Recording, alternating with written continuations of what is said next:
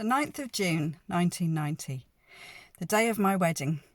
This was back in the day when no one had fake tan or got someone to do their makeup.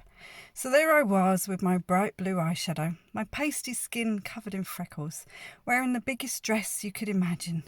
I looked like a cross between a giant meringue and a reject from an ABBA tribute band. When I got to the church, a huge crowd had gathered.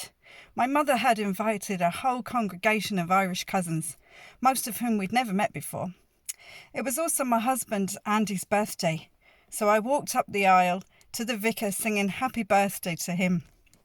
After the ceremony, we headed to the reception, but when we arrived, we noticed the cousins were missing.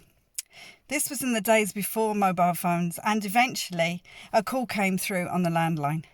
The cousins had followed the wrong car and ended up in Birmingham, which was around an hour and a half away from the reception. The cousins arrived in the middle of the speeches. Instead of making a quiet, low-key entrance, one of them missed the steps and landed flat on his face in the middle of the hall. Thankfully, he was grand, but he certainly made his mark. Our wedding was quite low budget, so our DJ was really a dustman doing the music as an mixer.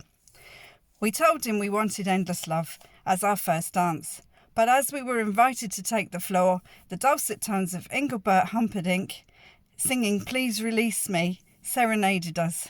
We didn't know whether to laugh or cry at this point.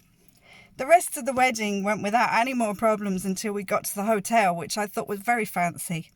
Our bridal suite boasted a jacuzzi in the bathroom. I was excited, itching to try it out. Unfortunately for me, I didn't realise that the drain cover was missing. When I got in, my backside got sucked into a hole. Andy, my husband of a few hours, had to drag me off it, and I had a bruise for weeks to show for it, though I didn't actually show it to anyone except Andy. So that was my wedding, a day we'll never forget, and which still gives me a chuckle.